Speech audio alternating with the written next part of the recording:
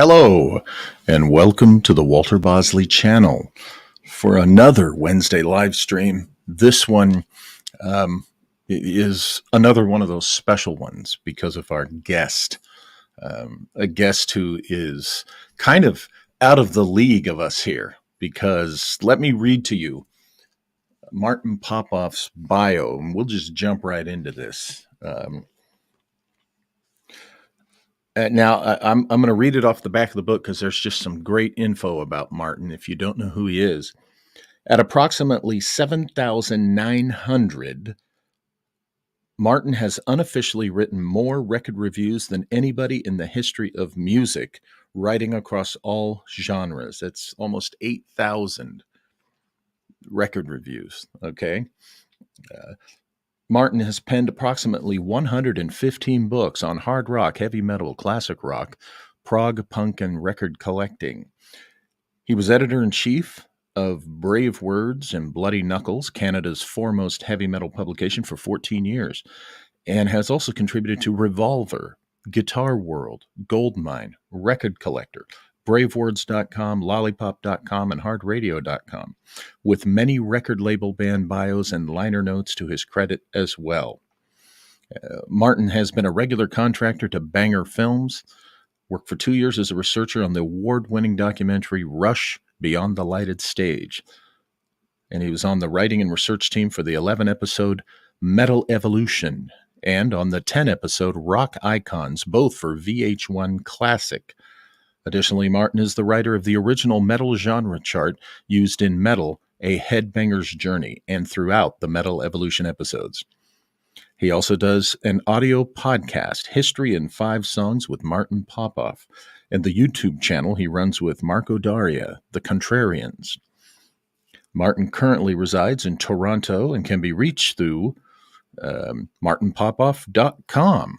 And with that, I'm going to bring Martin in on stage here with me. Hello, Martin. Welcome. How you doing, Walter? Very cool. Great. I'm back with you again. Yeah, I'm really looking forward to this. As you can see, we're going to be talking about greatly about Martin's latest book, Perfect Waters, here, which is the follow-up to Flaming Telepaths. And as you can see, look at all them notes I made. These are little points that I'm going to bring up. Let's go. Let me jump over to the live chat here and welcome the folks there. There's Crystal Fire, Johnny Sides here, Mike Does, Malia, of course, 5DRG is here, and Renee, Mrs. Johnny Side, and others will be jumping in. But right now, I'm going to jump into this discussion with Martin Popoff because this is more that can be discussed in just an hour, of course. So, Martin, tell us briefly, for those who don't know, we've talked about it in a previous episode last year. Tell us about Flaming Telepaths, the book that preceded this one. Yeah, so the idea with Flaming Telepaths is this was a jumping off kind of speculative nonfiction, as we say, right? Yes. We have this debate about this, right? But So the idea is there's obviously this fairly famous hard rock heavy metal band called Blue Oyster Cult, and Sandy Pearlman was their manager and conceptualist and lyricist early on. And he came up with this Imagino saga. You know, he was a big Lovecraft fan and he's a fan of science and rock and roll and what rock and roll can do for the world and all this stuff. So he had this the sort of we call them the sacred texts of a bunch of lyrics that the band would take every once in a while. Now they used all sorts of really cool lyricists throughout the years, but so a bunch of these Imagino songs go through the early canon of Blue Oyster Cult. And the idea is that it's a story where he's got this central character, Imaginos, who was, born of the old ones, the lay invisible, as he calls them, which are kind of like big Lovecraft fish, basically, right? Oh yeah. And the whole idea is this guy's got kind of magic powers, and he's put on Earth to kind of cause a ruckus, to cause various wars and stuff. But Sandy's short explanation was it's to explain the occult causes of World War I. Right now, yes. you know, there aren't really that many occult causes of World War I. I think it maybe goes 3 times as much or 4 times as much when you get to World War II. Oh yeah. But that's the thing, is he always sort of there were always a lot of references to World War II as well, and even in the stage show, and you know, the flags and all this sort of stuff. There was always a little bit of that that sort of fascist aesthetic to Blue Oyster Cult here and there, right? So yeah, and there's a lot of occult stuff and a lot of you know, conspiracy theory. There's biker gangs, there's UFOs, and yeah, I guess long story on another side. I'll try to keep it short. But Albert Bouchard from the band, he's a drummer and a music writer, and you know, he worked the most with Sandy. He's now gone on and done these. So there was an Imaginos album in 1988, a single album, but Albert always wanted it to be a double album. And so now he's gone on, you know, now he's long out of the band, but he's actually put out 3 different Imaginos related albums. And it's funny that my second book in this thing, this whole Perfect Water idea, is that it is singular, by the way, Walter. It is Perfect Water. Oh, sorry. Yeah, it's based on a lyric by Jim Carroll, and there's a Blue Oyster Cult song called Perfect Water in 1986. So anyways, so it's funny how Albert's thing kind of went the same way as I went with this, where I'm going forward. So the first book kind of ends more or less at the end of World War I, right? Say 1918, and this sort of takes us further, and I've got a whole sort of narrative plot set up. Maybe I'll stop there about where this second book goes. Yeah. It's such, you know, when you sent me the first book, when I read that, it was there's an element of overwhelmingness to it, I guess, because the imagination, you know, of Sandy Pearlman to envision all this and see all this, it's so vivid and gets into such detail that you come away, you know, thinking, okay, how much of this is real? How much of this is truth, allegedly embedded in, you know, musical fiction, and you can't help but go back to it, and you know, synchronicities galore. Of course, you know, you go through the first book and the second book, Perfect Water. As folks that my viewers are used to all my tabs in my books, so they know, you know, that these are all the things that jump out at me, and the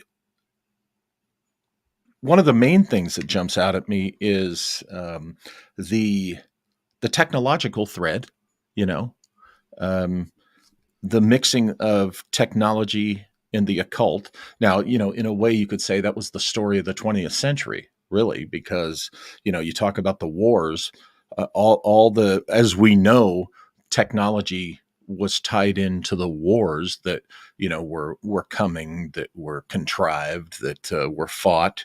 And it seems that magic and the technology, you know, found a place to coalesce, and that runs through this saga. So it's really, I come away. My fun in these books is that I like to think that there's a lot more in this that's true than we're supposed to think is true.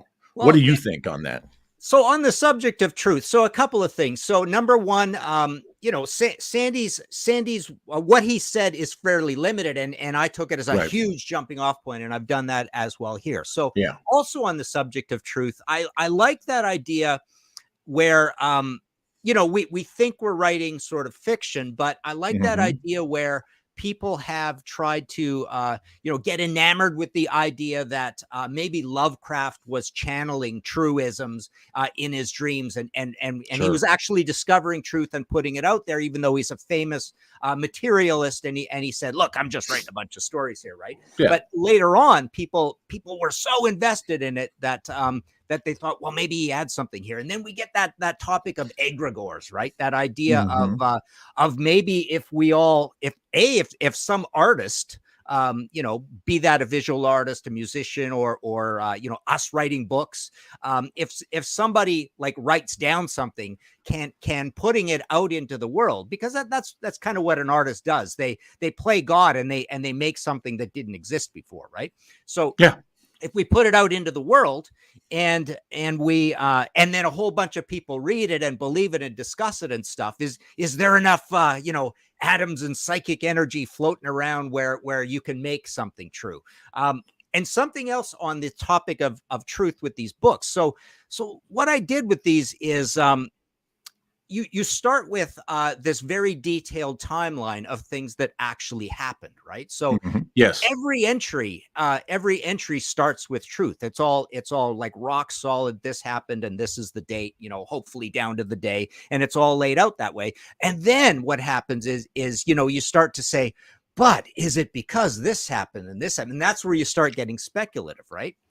So yeah, it's like an iceberg of you start with the truth, and then you speculate, sort of thing. And it's not, I'm not ever coming out and saying, this didn't happen. Like, we could go in the whole Tartarian thing, which I've been following lately, right? It's like, on one count, you can say, it's pretty obvious these buildings weren't all there already, sort of thing. And then right, but then you can be fascinated with an unprovable idea, like, whoa, they built those spires and there's all this radio energy and free energy. right, And so that's fanciful and fun and interesting, but it's less interesting to me to say Columbus came over and there were, Virginia was right. built, Philadelphia was built already, and all this kind of stuff. Right. So yeah, it's different ways to look at truth with these things. Well, what I think you have done, with both these books, is that, just as you were saying, it starts with something that really happened, but it could be that what you were doing with Sandy's info, and then looking through history, you might, speaking of channeling, you might have been picking up the resonance and recognizing the historical events that Sandy may not have directly referred to, but you're picking that up through intuition, that, hey, there's this and this all seems to, this really, Sandy's Imaginos story, it really flows with the actual events. And that's how, these two books feel to me, is that you were in a way tapping into, the ether of some hidden truth, as it were. And fiction writers, I think, do that frequently, and may or may not know it. Yeah, I love when you keep reminding us all the time that look, hey, you got to read these people's fiction works, because there is so much more truth that you can say in fiction. Of my mom tells me that all the time. She keeps coming back to me and saying, you got to read fiction. You got to, I'm reading this book, and the whole thing is based on the history of this and that. You think of Leon Uris, and who are the other big ones from the big paperweights from the 60s, right? Which Right, is yeah. based on research, right? And Yes. literally the fiction part of it is they're just framing a bunch of characters around this, but they're trying to tell you a whole bunch of truths, right? Yeah. So Yeah. fiction is a great way to deliver a whole bunch of really solid, substantial nonfiction.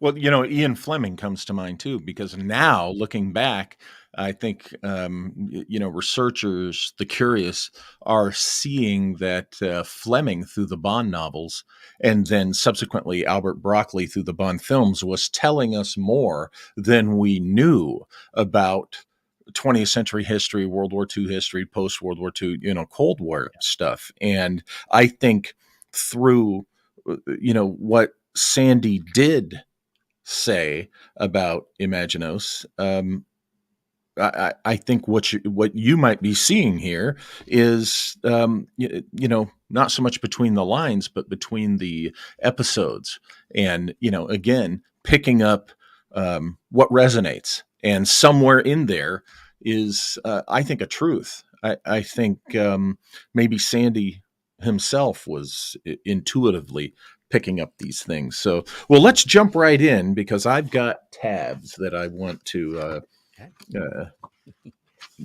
things that jumped out at me. I'm scared to death what you're going to bring up because it's written quite a while ago and specifics are good. It could be tough, right? I went and panicked and stuck a bunch of tabs in here too. And I don't know why. It's like, I'll maybe mention that or whatever. So. I'll make it easy because, we're just going to, I'm just going to say, hey, this jumped out at me and we'll use that to jump off into a discussion. Yeah.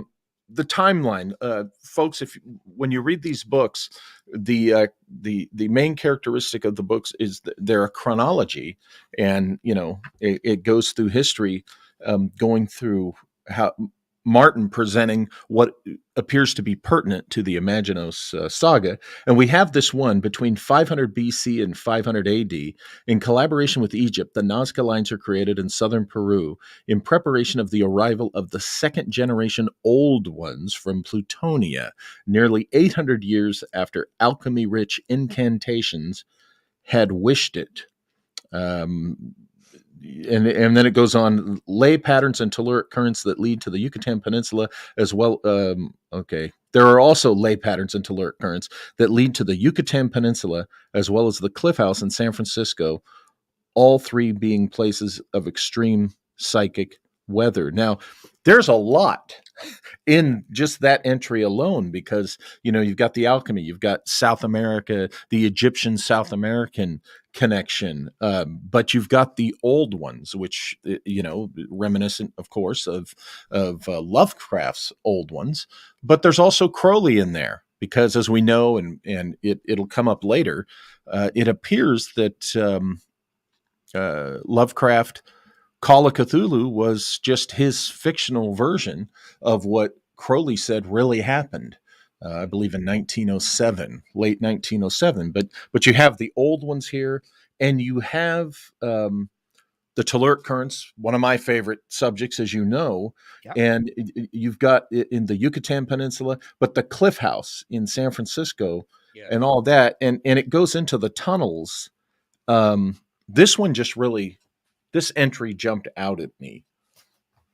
Yeah. So Walter, I don't know if I showed this last time, but I've took out a bunch of Blue Oyster Cult album covers here, and there's the Imaginos album, right? Yes. With the Cliff House, right? So there it is. Yeah. So, the one thing I wanted to do with these books, I feel like this actually occurs, and this is a good example of it that you mentioned here. I want every page to be almost dizzying, right? Almost disorienting, where you could spend, there's like 10 rabbit holes per page kind of thing, right? Oh yeah. Some of them are explained and some of them aren't. So sometimes I let things just sit there, right? Like Francis Gary Powers or the Spiritualist Society. And, you read the whole thing and you end it and go, he hasn't related this at all to Blue Oyster Cult or whatever, or any of the story. And it's like, oh, well, so some of them are just think about it on your own kind of thing, right?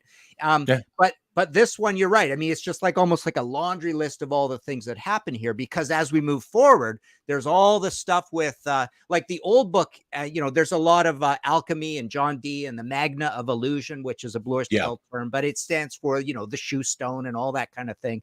But introduced here and going forward, we've got Edgar Cayce and the Two-Eye Stone, and that whole thing with a relation to free energy, and we got Peter Menace and Soup and all that kind of stuff. So there's various free energy kind of things here too, but there's the telluric current thing, and then also I love the idea that this whole Imaginos story.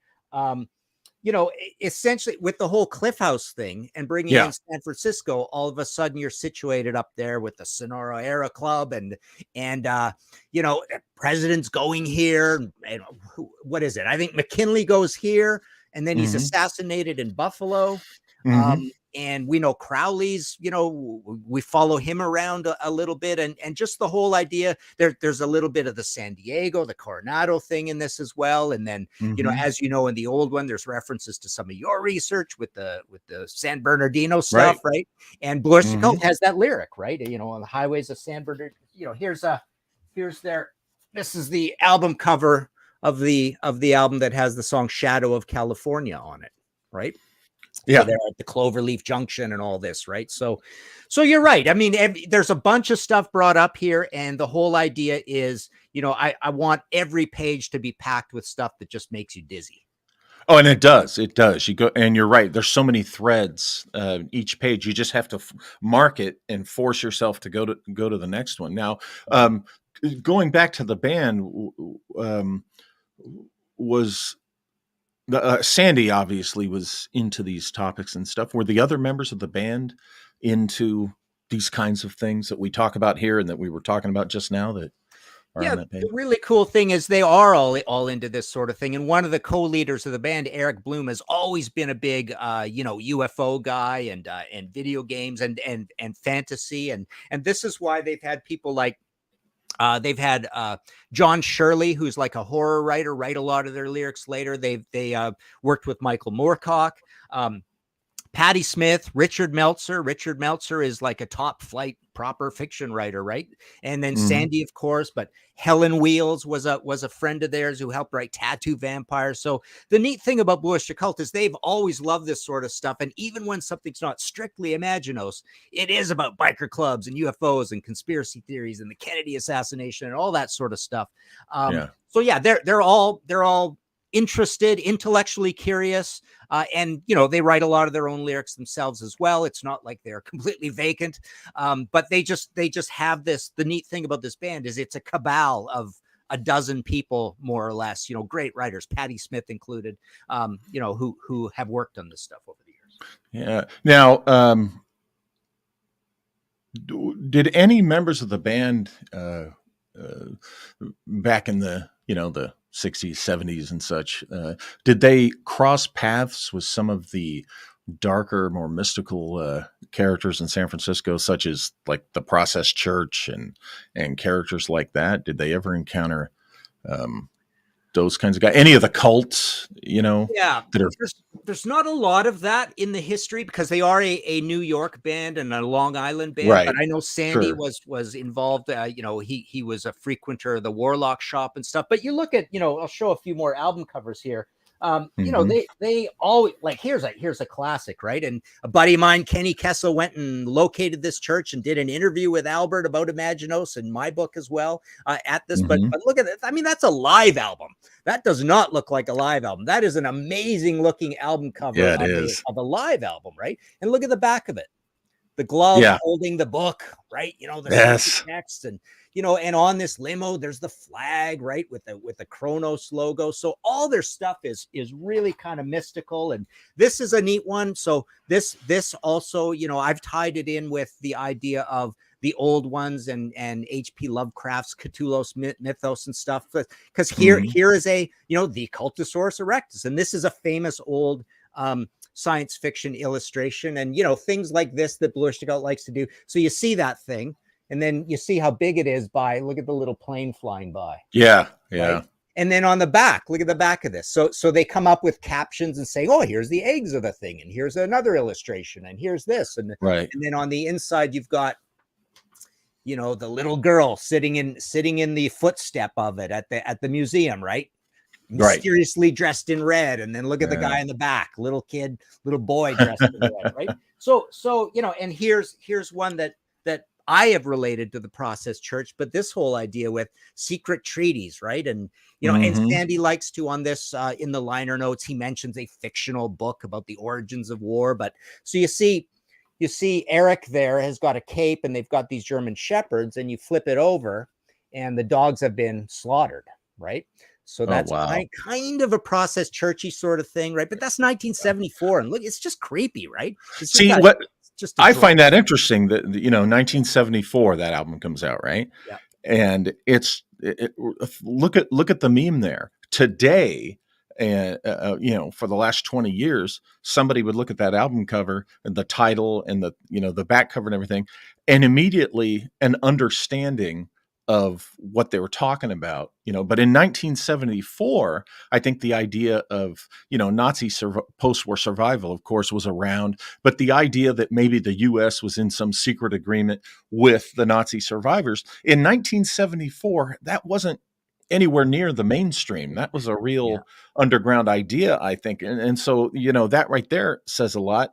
And the fact that they are a New York based band, a lot of people think, well, California is the state that has all the weirdness and stuff. But no, New York has a rich history in the occult and the strange. I mean, in recent, late 20th century, you had the Hudson Valley UFOs and such. But remember, in the 19th century, you had Joseph Smith allegedly finding, treasures and evidence of lost civilizations and encountering ethereal beings he claimed was an angel. You have the spiritualists. They were for a while headquartered at Lilydale up there. So New York, the whole state, has this rich thread of this occult and mysterious things going on. And let's not forget their proximity to Lovecraft country up there in Exactly. Well, Rhode Island and yeah, Massachusetts. Sandy talks about that all the time. And the other thing is, like, okay, Albert and Joe, the Bouchard brothers, are from upstate New York, kind of a weird part of New York, a way upstate, right? Like Watertown, New York. And Sandy, even though he was from there, he like there's all this there's links with RISD as well. Some of the guys went there, and Stony Brook University, and then Sandy actually later in life set up shop in San Francisco. And there's actually one of their songs, then came the last days of May. An early song is a really interesting kind of story about some kids from New York that get all tied up in this drug deal gone bad, and they drive out to the desert out west, and they get killed out there, right? So there's a lot of California stuff and desert stuff all through this. I wanted to mention one thing, Walter, before we go on, like just a sort of quick framework of what the actual plot is in this one, because the whole idea here in this one is that Imaginos is trying to get out of his accursed task of causing World War II and being all involved in that war, right? So he's quickly trying to figure out ways through kind of a three-pillared approach of how to get off this planet to his ancestral planet, which he's never been to because he was born here, of the old ones. But that's why you get this synthesis of artists, art, the occult, alien science, and earthly science. So this is where you get that melange of the Nazi Bell technology and all that, and Operation Paperclip coming in as well. And then lots and lots of UFO stuff, because essentially, and then Marjorie Cameron and the Babylon working and all this. Like, I love those cool ideas of how nuclear explosions or a satanic rite in the desert can cause a tear in the psychic fabric, and aliens will look into that tear or use that super highway that was built to and then of course the validation of these crazy thoughts is that this is the next sort of golden era of UFO sighting stuff, right? The 40s and the 50s.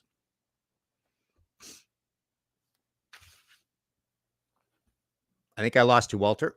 Oh, are we back? Oh, yeah, you're back. I think there we are. My signal's looking low on my end. Sorry about that. That's rare. It came back. It's a weather. It's California. We're in. Oh my God! It's raining, California. Yeah, it's weird. So even the air here and the signal goes haywire. But I think we're back. Go ahead. Yeah. Go ahead. Oh, I just one other thing I wanted to mention on the topic of truth. I mean, I never really thought about this, but there's kind of an interesting, all throughout, there's a lot of Soviet and Russian and Cold War stuff throughout this whole book, right? Yes. And a lot of it relates to, warfare stuff, but most of it's like space program stuff. And then there's also cryogenics and, can he freeze himself if he doesn't get the answer now of how to get off the planet? Near the end of the book is, can he freeze himself? And Russians are always fooling around with that stuff.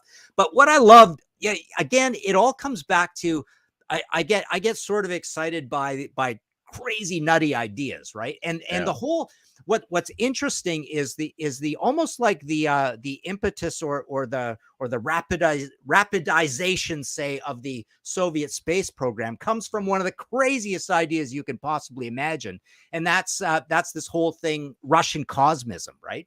And so it, early on we get a little bit of the cosmism thing. I don't know if I put that in Flaming Telepaths, but so this Fyodorov guy. So the whole theory was that bringing Christ back to life is not nearly good enough of a task, right? We need a bigger task because we're Russians, right? Russians, their whole idea is going through life with what is to be done, right? So he says, no, to be a proper Christian, what you need to do is resurrect everybody who's ever lived on earth, right? So he says to do this, what we're going to need to do is we're going to need to build spaceships to go through the entire universe and scoop up all the space dust and bring it all back to Earth so we can work on resurrecting everybody who's ever lived. So because part of his thing was that everybody who's ever lived has disintegrated, they've been buried, they've turned into dust, they've flown off into space and stuff. But what happens then, he says, is that once we take care of this simple task, right?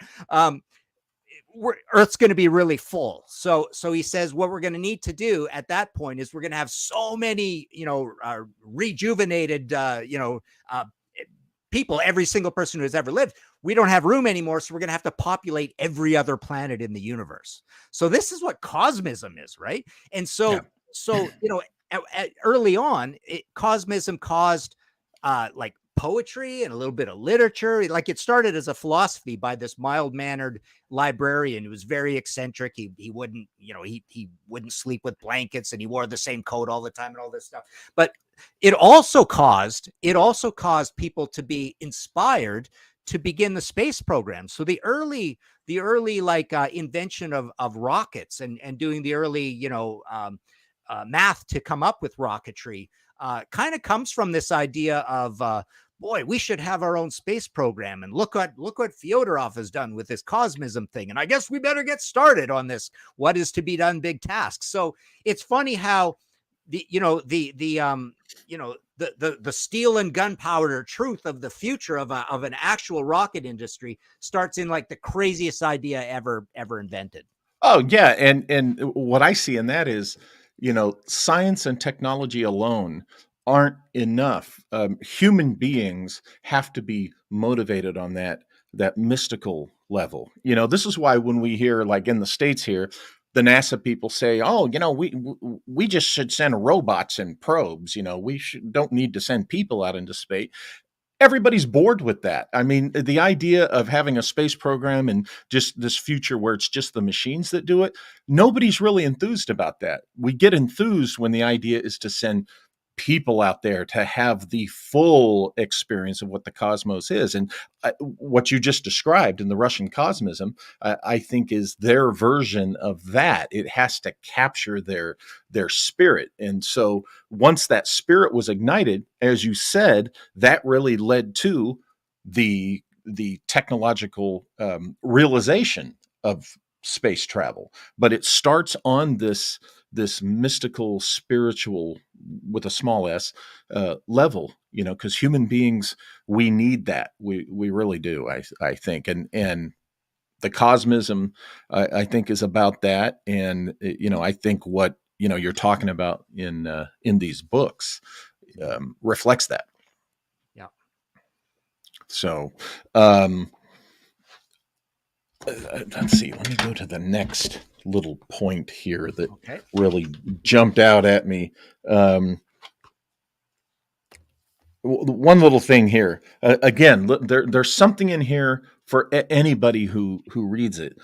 We get to this entry. A city named Atlan existed when the continent was discovered by Columbus at the entrance of the Gulf of Uraha in Darien, with a good harbor. Now, Darien is an interesting place because it's where some expeditions or intended expeditions were to kick off. Darien going, leading into South America. And what I thought, the reason that jumped out at me was one of the proposed expeditions of the Bonapartist refugees who came to the United States after Waterloo was to go to Darien and begin its exploration of South America there. And of course, I talk about that in my book, The Esoteric Napoleon. And as you know, I think Napoleon switched places with his brother and was living here under his brother's identity. And so to me, the particular expedition in question of the Bonapartist refugees was masterminded in really, being funded and guided by Napoleon, of course, living undercover here as Joseph. And so it makes me wonder, because what I think Napoleon was really interested in, all this hidden history and all this, strange, ancient lost knowledge and such, and you mention it here within the context that you do. It just makes me wonder, okay, Darien, it has to me, that's one of those rabbit holes you talked about that pop up on just about every page. It's well, heck, if you know something about what I was just talking about, the reference here makes you want to jump into that, So it's a one of those great and all your beer stuff too, and all the stuff that you and Malia talk about with the whole her travels to Mexico and everything. So you got Mexico, you've got the hot zone that Daniel talks about a lot. You've got the pyramids. You've got, are there tunnels like Malia's talked about, these the extensive tunnel systems. You've got Atlantis. You've got the fact that Lovecraft's big fish and Sandy Pearlman's big fish are big fish. They live under the sea, right? So it's that there's those ties with tunnels, with Atlantis. We've got Loch Ness. We've got telluric lines. We've got, islands. And hollow earth theory, of course, as well, is all part of this as well. It's like, yes, okay, well, if a headquarters ain't impressive enough under the ocean, well, let's go even further and have a real cool pad, right? Under there. So and it's like, is this a way for beings that came here from millions of years ago? Is this the only convenient way to hide, right? Right. And again, what is the all that Edgar Cayce stuff? Like, what is the interaction with humankind, and where is the is the secret technology from advanced humans, or is it a combination of advanced humans and aliens? Right. I imagine that you've been a fan of Lovecraft and the like for a long time, or did you come to that knowing Sandy and learning all this stuff? A long time, but superficially, really. I would read a lot of that stuff, and I'm one of the guys who thinks it's a little bit tiring as stylistically, right? Yes. But yeah, I love all the time, and this brings up a point. It's like, it's a weird thing that I've done these two books linked to this band, right? That I mean, for an outsider, it's like, what is he talking about? Blue Oyster Cult? Like, why is this even part of any of this? Well, the point is that I feel like, and I'm thinking into the future, where it's like, well, someone could have just done this with Lovecraft, and I'm thinking of doing something like this with the whole Wizard of Oz thing, right? Or the whole World's Fair thing, or the whole Tesla thing, right? So I'm thinking of doing something similar with the same aesthetic, with the same look, and doing the same old timey illustrations and all that stuff, and getting out of the Blue Oyster Cult end of it, because frankly, it's like, I'm sure a lot of people are going like, this is kind of stupid. I don't care about Blue Oyster Cult. They're just a bunch of dudes, a bunch of like a rock band. Like, how much gravitas is there that you're linking all of this to this thing? I mean, I think it's fascinating that it's an obscure, weird thing, and they were kind of an intellectual band. I'm not linking it to the lyrics of Kiss or anything like that, right? Although I do make some Kiss references. Yeah, you do actually. you make a Kiss. And here's what's interesting about this is Blue Oyster Cult sealed their immortality with just the one song, you could say, Don't Fear the Reaper. This takes it to another level potentially, and you never know. Some people might argue, well, that's Sandy had these quirky interests, and the band had these quirky interests, and maybe all of this, to the extent that he took it, because you've taken it farther, was just their way of saying, maybe we'll pique the curiosity of generations to come, and it's another way to extend the immortality. I see where you mentioned doing a similar treatment with the subject of the World's Fairs. Now that I'd like to see what you do with that, because that could be really interesting. And what are your thoughts on all that? What do you think is an interesting angle there? I just, like I said, I think that in a in a basic way, they're on to something. Okay, the Tartaria guys are on to something. I think what some of the leading voices are pointing to and claiming is ridiculous, in some cases laughable, because I myself have tested their speculations and propositions, and I mean, it literally took me only minutes to find the legitimate, real evidence that they're flat out wrong. But we live in a time, Martin, as you know, where you present evidence and the true believers just say, I don't accept your evidence. I'm like, what are you going to do with that? It's just rampant. Our general community in this kind of thing, half of the people, I hate to say it, it's like they've gone nuts. They're just stubborn, this, that, or the other. And the Tartaria group kind of reflects that. But I think they're pulling a good thread. They're on a right track. This is why I'm still open to listening to their ideas. Now, it could be, here's an angle I haven't heard that I don't think they've considered. It could be that some of the guys, the architects and the landscape engineers, which were a vital part of this World's Fair and its impact, what were they really doing? These guys could have had knowledge of a lost civilization and infuse that knowledge in their designs for these World's Fairs. I found what I call an esoteric occult path in a shopping plaza out here in California called Victoria Gardens in Rancho Cucamonga. So whoever, and I got the name of the company who designed it, but the personnel who designed the place, the structures, the layout, and the landscaping, that individual or that small group of people, they were into this stuff. They were into mysticism. They were into, illumined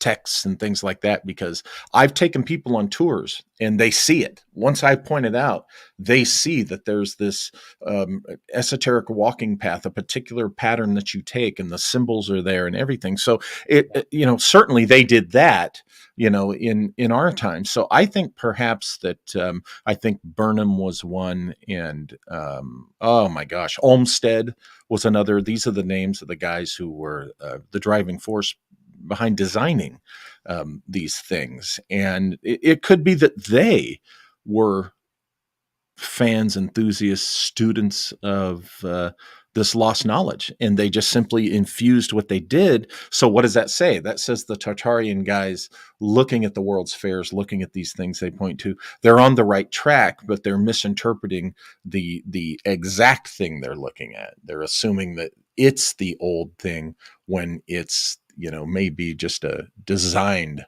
from the old thing that is hidden from us. I do think that when something does not fit the preferred narrative for development of a land or resources, it's hidden, it's suppressed. And I think that's gone on, with the New World since before most people knew about the New World, going back to before the days of the Renaissance and stuff. Interesting. Yeah, I got a couple ideas. Like number one is, I almost feel like this thing exists because kids these days don't know how to swing a hammer, right? It's like they can't imagine anybody could build anything because they can't. Exactly. Anything, right? Yeah, exactly. And that just shocks me when I see that level of ignorance. But another thing that I was sort of thinking is an interesting angle about this is the sort of troubling chaos magic turn of events of the idea of the erasing the memory of it, like the way these things get torn down so fast afterwards, right? And then it's like, okay, so why does like the mayor get assassinated at the end of one? Why is there a serial killer? Why does the president get assassinated associated with the Buffalo one? And it's like, okay, so are these things to make you not want to think about it anymore? Like, and then by the way, we're going to tear the whole thing down anyways. Like the Buffalo one was absolutely razed to the ground. It's like just a neighborhood now, right? So it's like So that's one thing. It's like the troubling psychic aspect of they build these things, and what part of the psyche is there? Some sort of demonic thing going on that says somehow mankind wants to build these things, have everybody come to them, and then erase them from memory. So that's kind of an interesting thing, right? Now, yeah, well, what you were just saying in that, what comes to my mind is that it's as if a particular era, take a given era, the 1890s, right? Um, as if these things, these world fairs, were this grand vision of an individual who's presenting really a theatrical presentation. Now, think of um, Robert W. Chambers and The King in Yellow, right? The play, that to see the play performed drives one mad. This is why the Yellow King is hardly in the story at all. He's always referred to. This, of course, is where Stoker got the idea of how he handled Dracula in his famous novel. Is you don't even meet Dracula, I think, till like half. He's referred to by other characters. Well, think about this. What if these world fairs were, the secret behind them was it was a grand vision to build a vision of the future, to have certain things allowed to be happen, like H.H. Holmes in the 1893 Chicago World's Fair, the serial killer. Like, I believe President McKinley was the one shot at the Buffalo World's Fair. And think about it, what was coming at us in the 20th century were the things we saw. I mean, you could just look at the 1893 Chicago World's Fair. We're talking consumerism, popular products, but at the same time, here's a serial killer for you, because serial killers will emerge big time in the 20th century. Presidents and other luminaries will be assassinated in the 20th century. So, and then after they do this and all these things happen, of course, it's like a theatrical stage. Once the play is over, it's finished its run, you tear down the sets and you're left with a blank stage for the next production. So it's like Chambers. It's like, are these rituals to drive the world mad? Right? Yes. I think a ritual, a short-term ritual, right? Yes. Somebody decided that America, this soon to be waking giant, this juggernaut that was going to be a problem for older powers around the world, had to be contained, had to be bridled. And one way to do that was the population, the citizenry, had to be driven insane.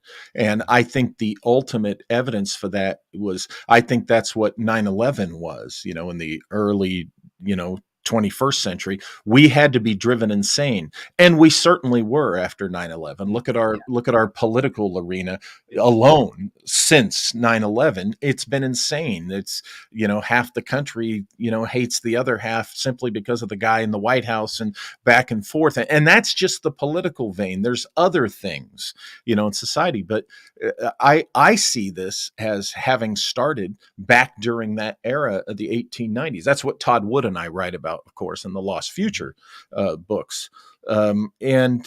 So I think what the Tartaria guys are really onto is this thing, like Todd and I point out, this Lost Future. What they're onto was the usurpation, if I can say that, of the 20th century. And it began in the 1890s, and it very much involved the World's Fairs and the technology. Yeah. I mean, a lot of it, the World's Fair stuff, a lot of it is about some pretty politically incorrect colonialism. But you could say if you think globalists are evil, it's definitely about globalism too. It's about uniting the world and showing people about different parts of the world. So there's some definition of globalism involved. There's, you think of Putin and Alexander Dugin, and like the really hardcore Russian thing about thinking Western society is corrupt. There's plenty of that because there's a lot of consumerism and business that takes place at these fairs. Yep. There's a lot of there's abuse of animals. You know, the buffalo one, that was a big theme through that. It's like they were very politically incorrect with how they treated elephants and horses and stuff. And then there's even a lot of like just salacious stuff too, right? There's just a lot of typical Hollywood Western style corruption, right? So there's a lot of ritualistic things about civilization that go on at those fairs, right? There was even titillation, you know, Yeah. which what was that? That was a preview of the I guess some people say the loosening of the social mores.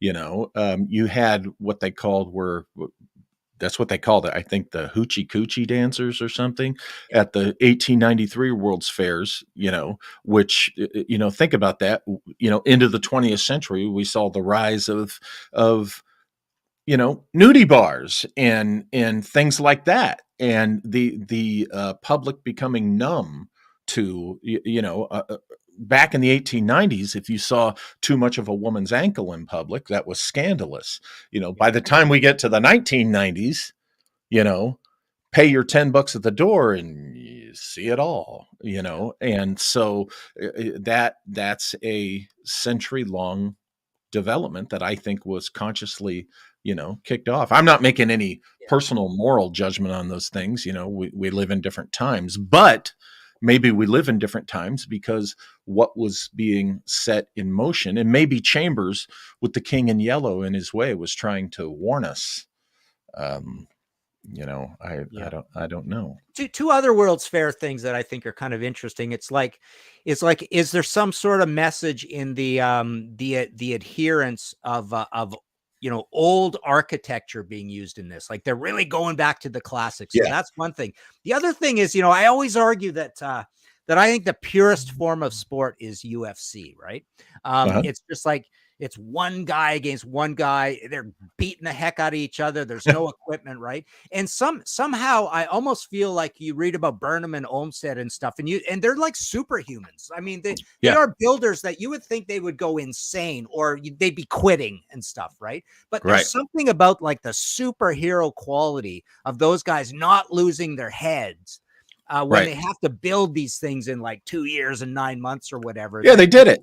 Yeah, it blows your mind to the point where you go, like, these guys, I mean, they literally should have, you know, they're equipped to be presidents. I mean, they're just so, to be able to be that organized and not lose your wits and actually see the project to the end, you think these guys got something extra going on, right? And that's exactly what, you know, I point to when I say it had to be destroyed. You know, you could look through history and see examples of civilizations or nations, cultures or whatever that, you know, when they first rose up, they reached a point where they were on it. You know, they had their game on and their vision was true. And they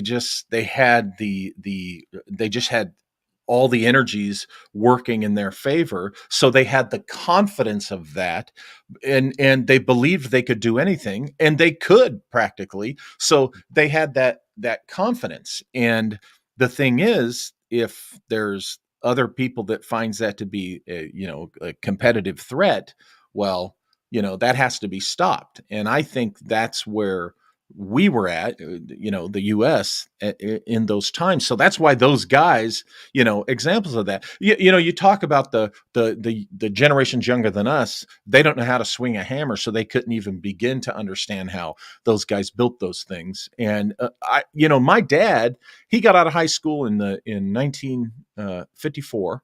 Okay. He grew up in one of those generations where you had wood shop in school. You had metal shop. You learned. I mean, I grew up watching my dad. He could sit down and draft out, you know, what he wanted to do. He did all our landscaping. He did all the anything that had to be built, you know, that my mom wanted for, you know, the interior physical. He could do all that. And he knew the math. And it looked like he was a draftsman doing it. And he learned that stuff in high school.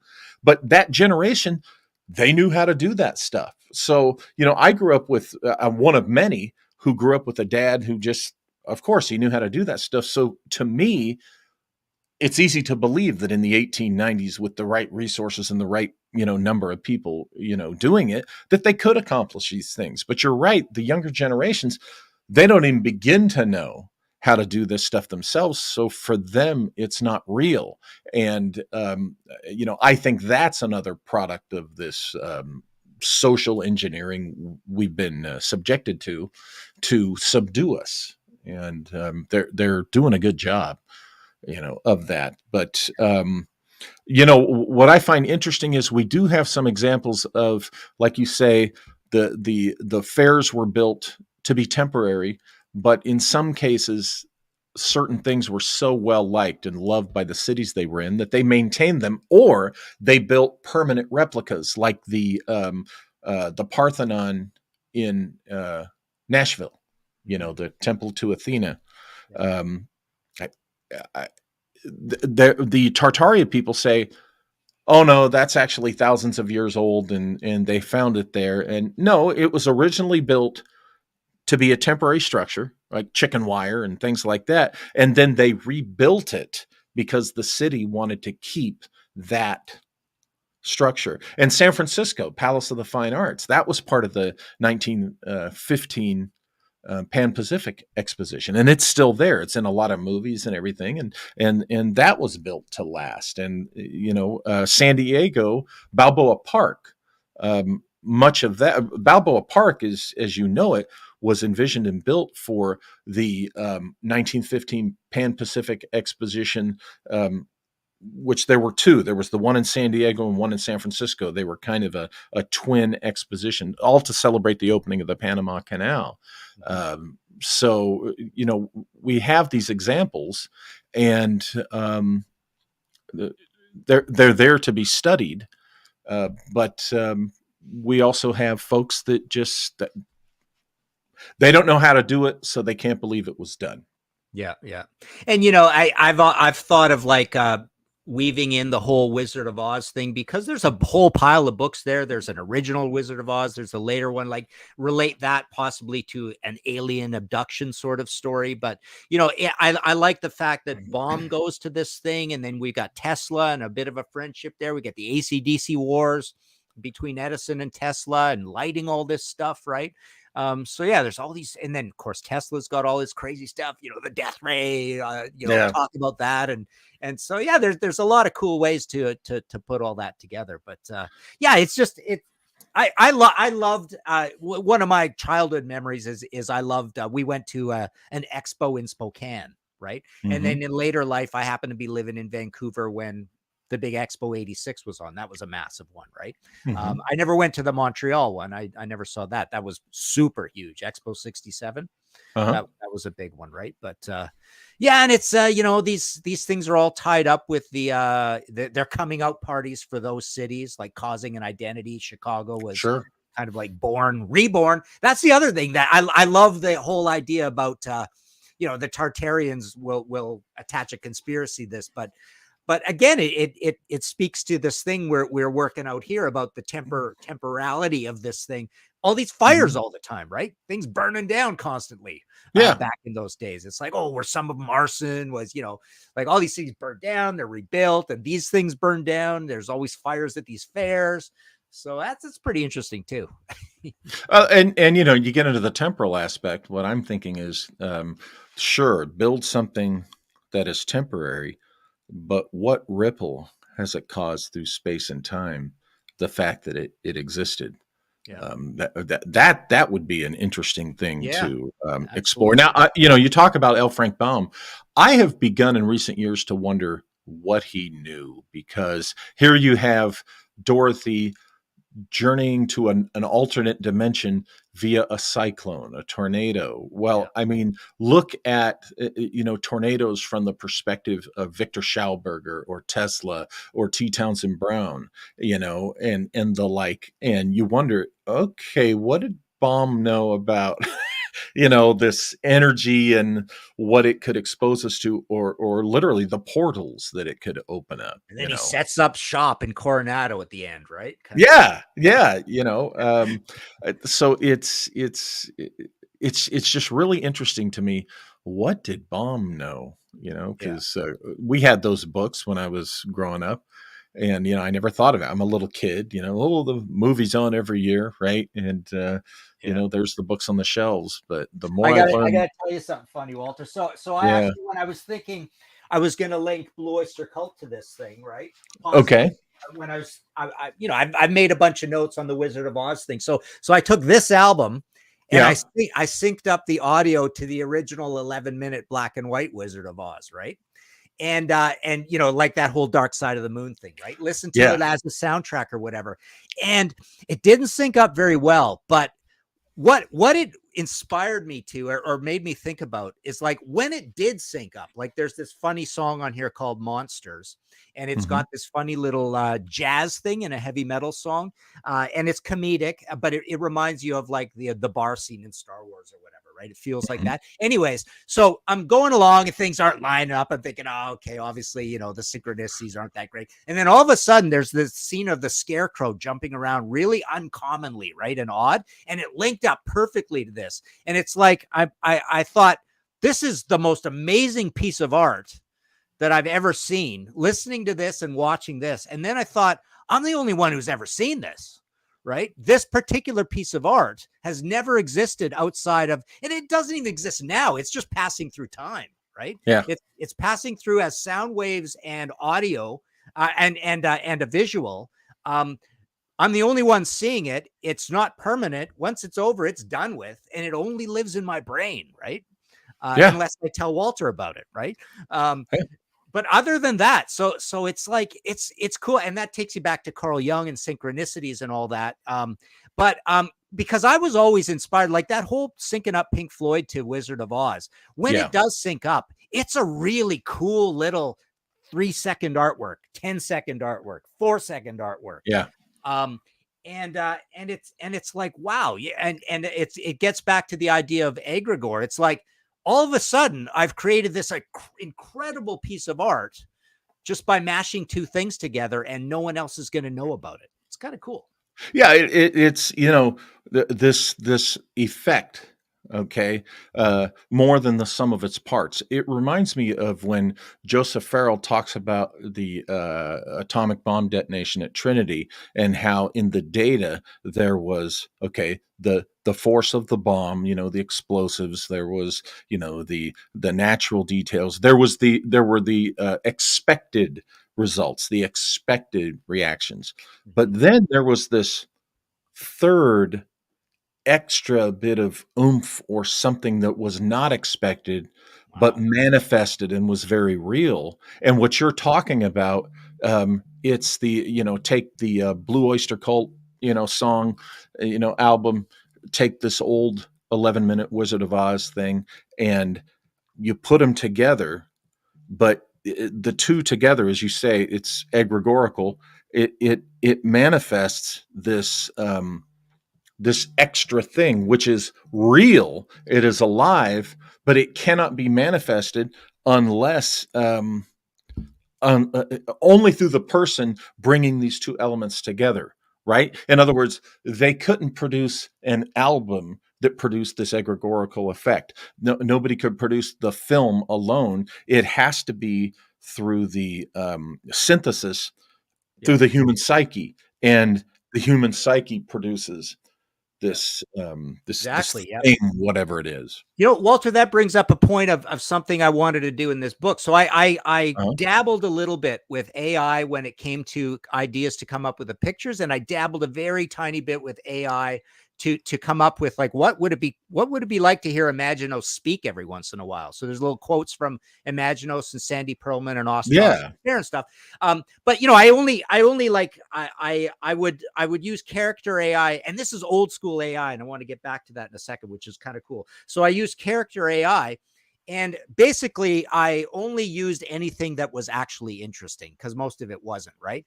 But getting back to this egregorical idea of the third thing that Dr. Farrell talks about, remember that cool thing back in AI about a year and a half ago where Loab was generated? That whole thing where they started combining a bunch of things, and it got really creepy, and there was this creepy kind of distorted woman, and it's almost like there was this demon personality in the AI. Yes. for a brief Yes. time there, right? Yes. And I think it was called Loab, and I was fascinated by that to use.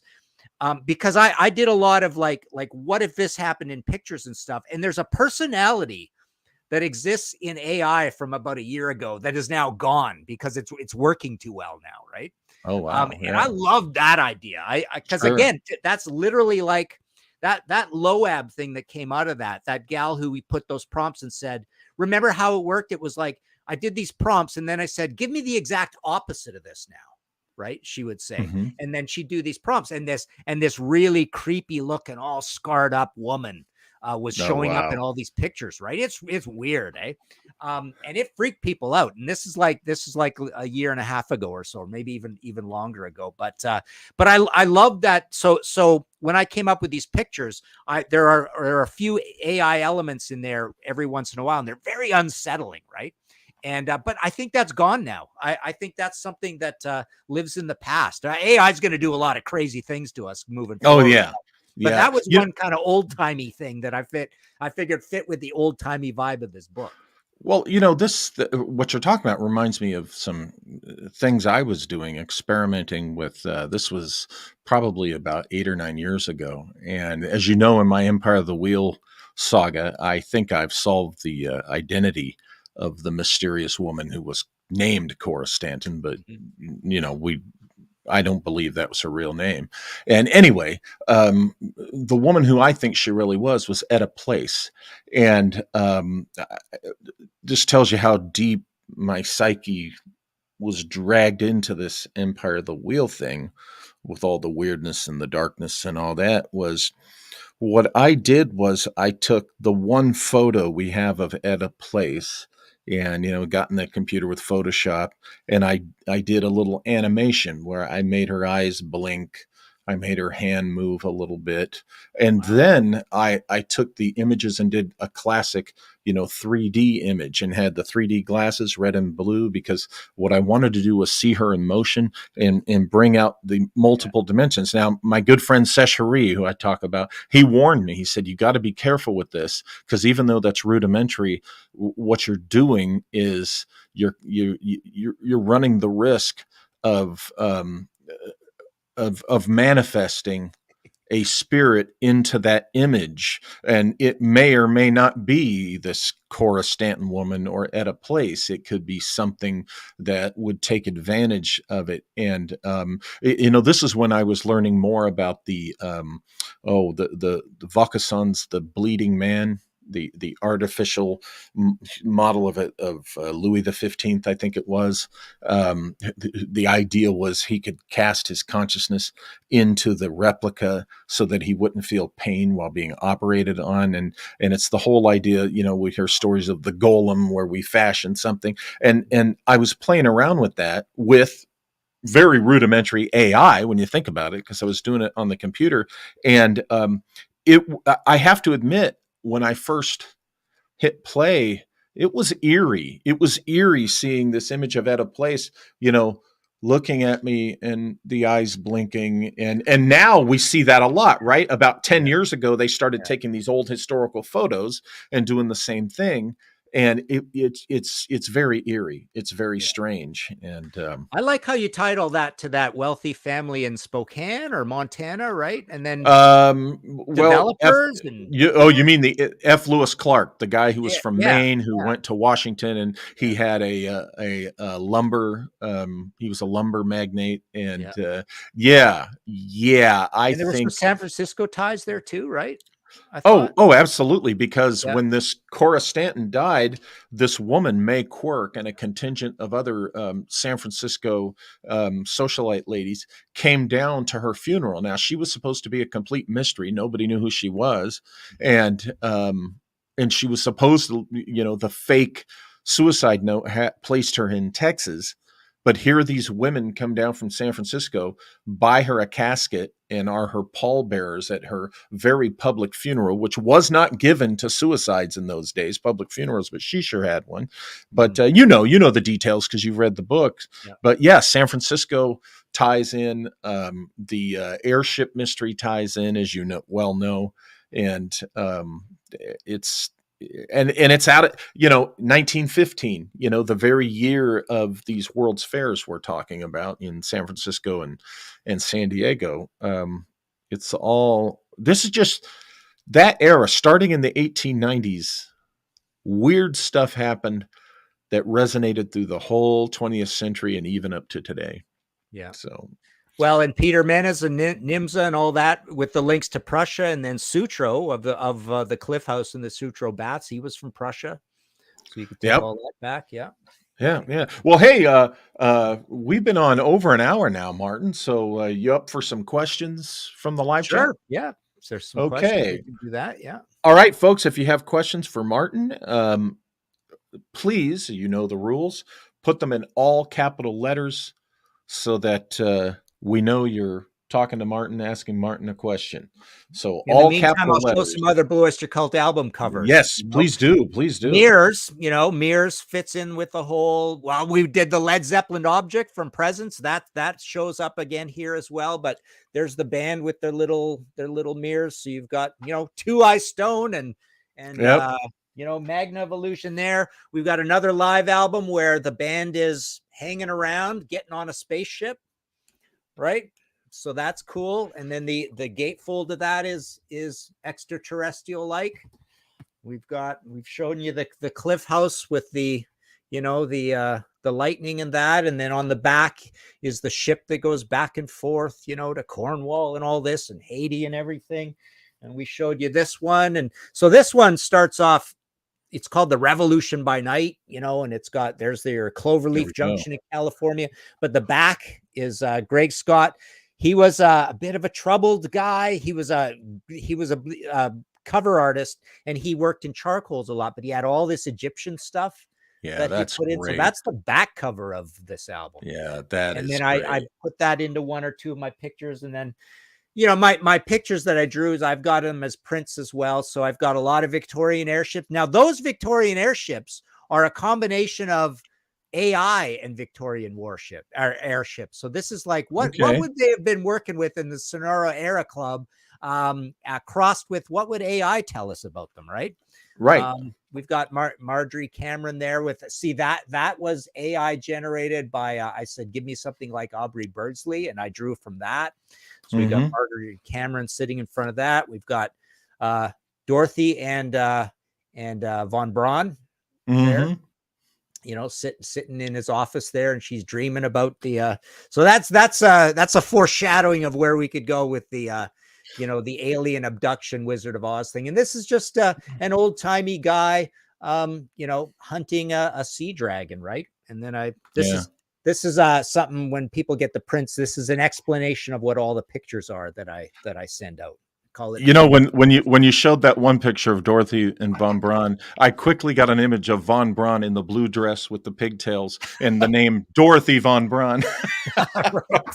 Whatever. There's a song from the 70s, maybe 69, but the 70s that I can never remember the name of the group. It's a classic. And I'm wondering, were any of the guys in Blue Oyster Cult, did they happen to be acquainted with the band that did the song Ride Captain Ride? On the mystery ship, and that song has always seemed mystical to me. I don't know the origin of it. Yeah, there's a lot like that. I mean, in the first book, I have these playful appendices in the back where I relate. I say, are there Imaginos lyrics in the Grateful Dead and the Doors? Because Blue Oyster Cult started out that way. They were a little bit of that kind of band. They had the name of the band. You'll like this one, Walter. So one of the names of the band before Blue Oyster Cult was Osaka. And they were also Soft White Underbelly, and they were the Stock Forest group. And it's said that Blue Oyster Cult came from Blue Cully Stout, and throughout this book and the other one, and the first one, like I bring up I do a lot of anagramming too, to come up with certain meanings and things throughout. But and then in this book, I relate them also. There's a fascinating band lyrically and image wise, the Stranglers from the UK, and I've referenced a few things in a section here, but one of the cool albums they have is called The Gospel According to the Men in Black. and it's got this Oh, really cool front cover that looks kind of Bible-ish. And then when you open up the gatefold, it's a picture of the Last Supper, and painted in really nicely are a couple of men in black right over Jesus in it, which is kind of cool. But yeah, this is here's another interesting part of the story. So Blue Oyster Cult had a mysterious cover artist named Bill Golick, who came up with the first two covers. This is their second album. And it was all very Albert Speer, City of the Future kind of thing. Yeah. And he disappeared. No one could ever find him ever again. And he just did these two covers, and that's it. He came up with the Chronicles logo. But you know, and I mean, even all their live albums have these great covers. I mean, look at these. Yeah. Look at these. You know, the Four Horsemen. Look at the bridle and thing. They got the thing. In Oh there, yeah. you know, the logo, and it's. And Golick also came up with their classic logo, by the way. That's right. Yeah. As for the viewers. And then this is kind of interesting. So this is a full-on beautiful illustration. But on the back, it's actually a photo of a kind of a moony desert scape, right? So you think of the Babylon working and all the beer stuff in the desert and everything, right? So there's that. And I always love this album cover, and I relate a lot about this to the book as well. Spectres, 1977. So here's the band all dressed up in like old timey to match, like I say, the aesthetic of what I did in these books, right? But they're all sitting around. You know, the logo is where is it here? So they always put the logo on, and on this one, it's just down in the corner, in the middle of a crystal ball.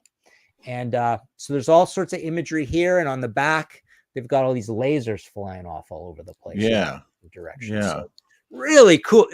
They're one of the best bands ever for album covers, put it that way. So that's really cool. Oh, Blues absolutely. Image, yeah, Blues Image. That's right. Did that. Thank you, Megalith. Yeah. Thank you. You know, the direction, I don't have to tell you this, but it's just a tragic face slap. The direction that popular music has gone in the last 30 years. That I mean, look at the concepts and the the intellectual depth that used to be infused more through woven through popular music. And just, my God, particularly the last 20-25 years, it's just this mind-numbing crap. Now, don't get me wrong. We all have our pop music that everybody loves, a silly bubblegum pop music. God knows I have my favorites that people who know me would laugh at me. But we all have that. But, in general, we're looking at these albums, we're talking about this music and these bands. And, today, that's another thing. Not only do the younger folks, here I am, the gray beard bitching about the younger folks, those darn kids, but still, the same younger generation that, doesn't know how to use a screwdriver. What they think is great music is idiocy. And it truly is. And I think that's why intellectually they're adrift. Yeah. But, yeah.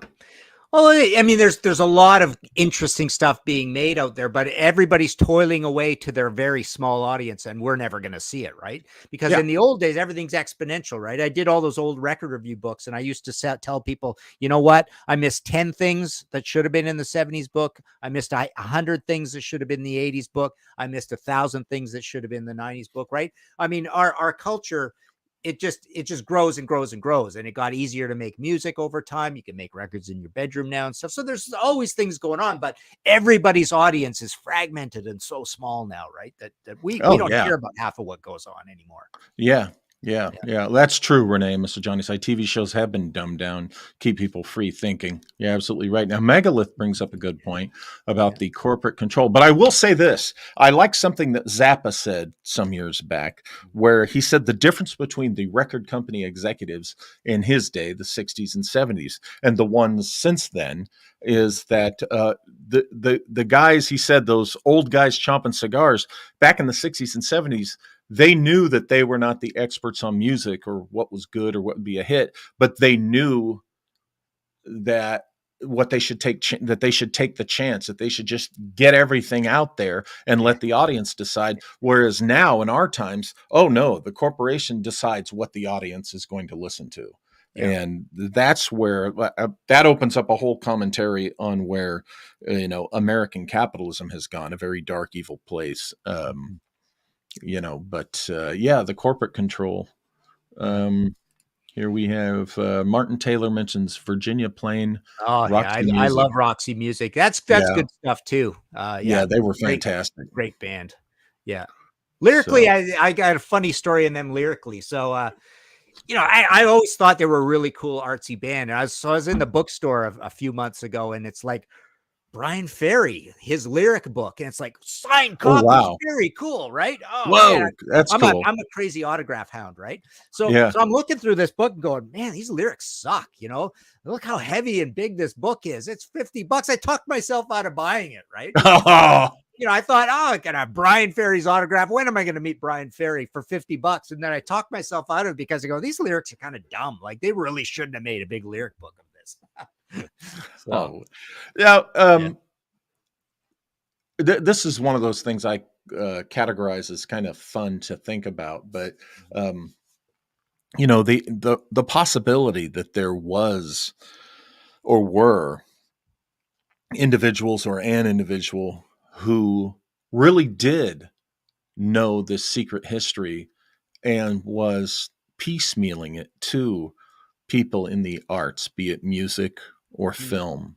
And if you know how to look, if you know how to listen, you could go back and piece it together by, like you've started it through the beginning with the Blue Oyster Cult. But now you're that leads you to look at Bomb, and that leads you to look at the other things, the Russian cosmism and things like that. Like who really wrote The Wizard of Oz, right? Kind of thing. Right. Yeah. Or who told Frank Baum what that resulted in him writing, or told him, then he didn't even know he was getting told. It's just implanted in his brain, right? Yeah. Yeah. Because it does read like an alien abduction story, right? So I was thinking, it sure does. Do we look? Was he hypnotized? Was he abducted as a kid and he didn't know it?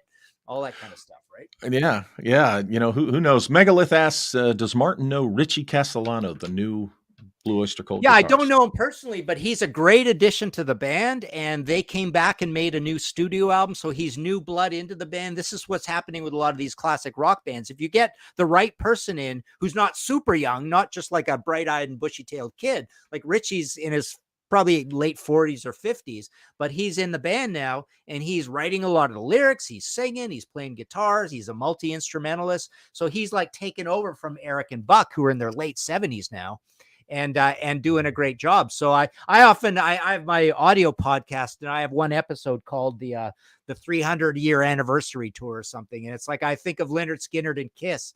And I think, if you replace people, at opportune times strategically, bands could live on for hundreds of years, right? And no one's really ever done that yet, So Blue Oyster Cult might be an example. Lynyrd Skynyrd's kind of like that. Kiss might, replace just Gene or just Paul and let that go for a little while. Let them write some stuff, then replace the last old guy and just keep going, right?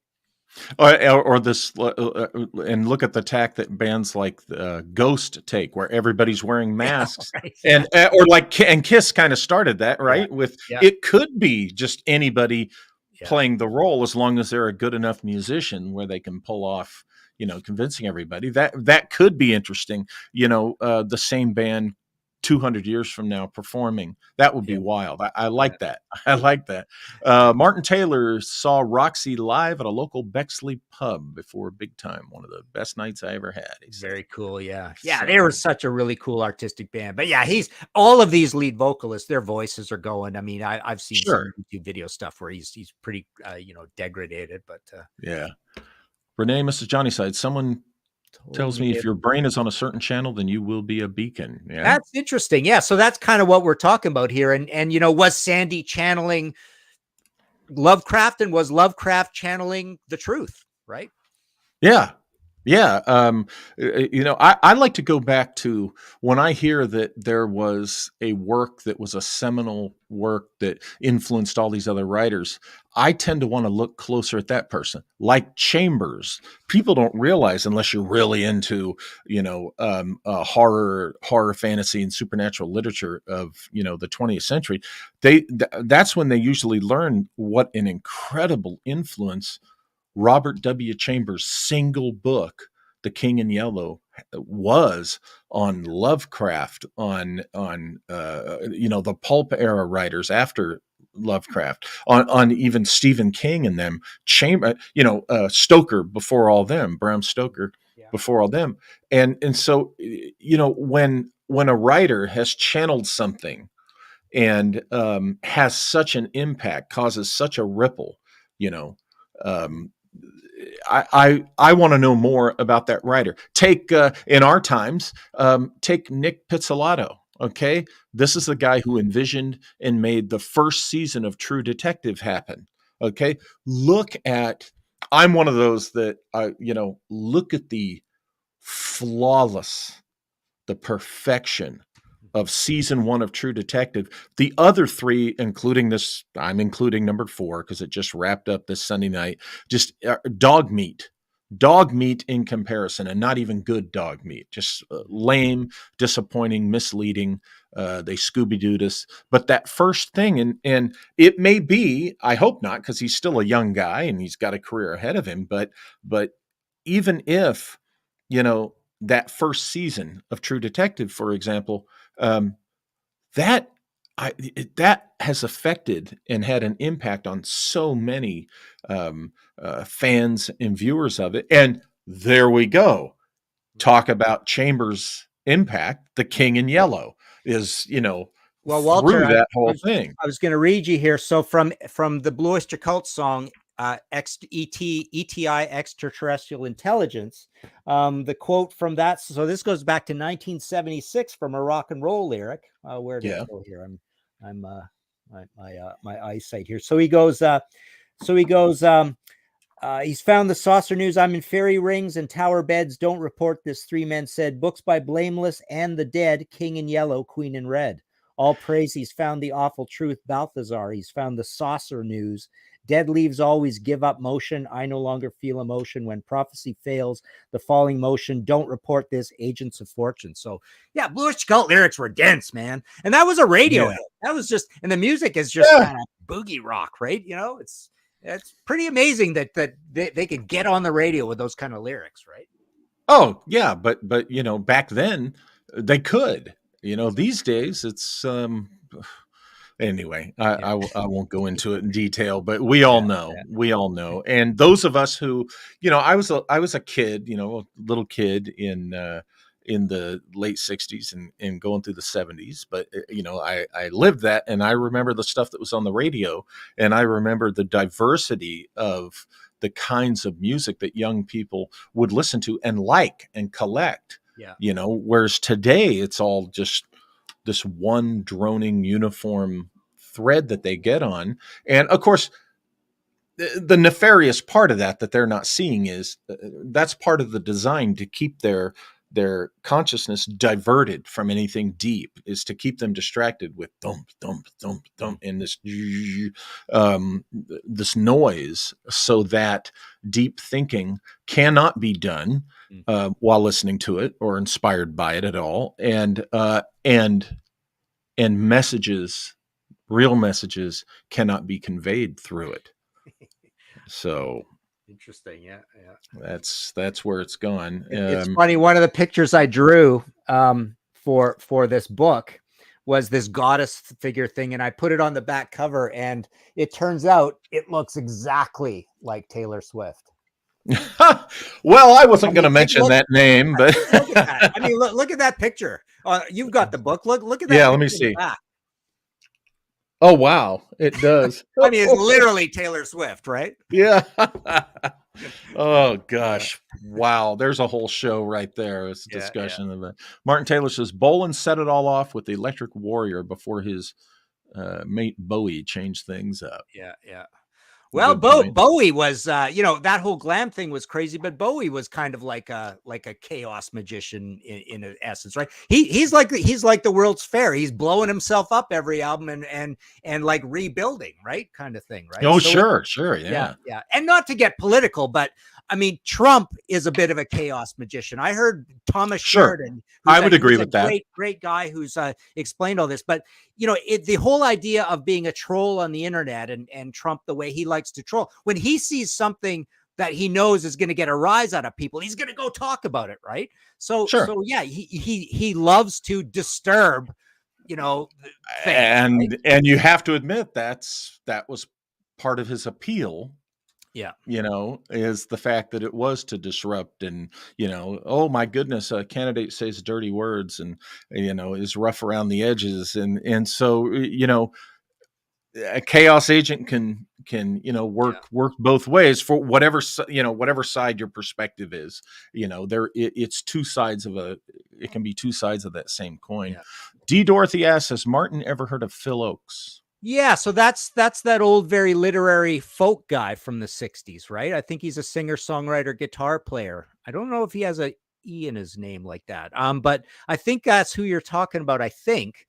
And I don't know much about him, but again, the thing is, you could probably find artists, I did it with Blue Oyster Cult, but I mean, I would rather find great literary artists, like some great novel from the 18th century and go, wow, this guy was channeling truth, and build a whole timeline around what he's talking about, kind of thing. Yeah. So, but it's funny, I've done this with a few bands across these two books, and one of them is this weird 2 books about Blue Oyster Cult, but you could do that with Phil Oakes. You could do that with Bob Dylan, but I would prefer to go back and really take the King in Yellow and rip it to pieces. But I'm sure it's been done, that one. But like the Wizard of Oz, like I say, there's 20 books there, right? Or whatever, right? So, yeah. Like, you could find so much interesting things to link to things in a timeline just with that, right? But going back to what you said about the King in Yellow, it hasn't been done from your perspective, and that's what would make it different and fresh. So, I would love to see your take on that. And Baum, maybe we can have you back on and we can discuss L. Frank Baum, alone, just him. That's, we're out of time now. So Martin, I want to thank you for coming back on. This was fantastic and really appreciate it.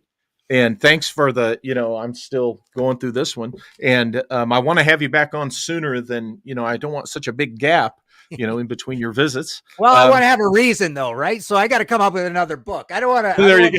Because I'm not part of your world, right? Unless I do something like this. So I don't want to come on, That's what makes your perspective so fresh, because they all hear everybody that's in this world. We like to hear outside voices, and you're doing a heck of a job entering our world with these 2 books, and particularly story. Right. Tell everybody where they can find you again.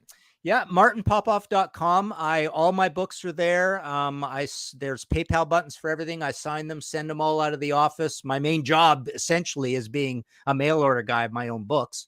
So yeah, that's all there. And there's the pictures in here. I'm selling 8.5 by 11 prints of those, signed and numbered and stuff as well. But all at martinpopoff.com. Oh, great. And again, thank you so much for being here. These are among my favorite episodes, having you on and talking about these things. And you do, there are rabbit holes I'm going to go into here. So thanks again. And we'll have you back on soon. All right. Sounds good. Okay. Thanks, you, everybody. Yep. Okay. Well, folks, thank you for a great turnout and good questions. And I really enjoy having Martin here. These discussions are always, for me, really fascinating. And like I said, I love what I just told him, bringing people from outside our world. You get these fresh perspectives and these ideas that you hadn't thought of, and that's really what I like. And the fact that he's a music inclined guy, I could go on for hours about how I came to realize that the artistically and aesthetically, the path of a musician to me is aesthetically and psycho-emotionally identical to that of a filmmaker.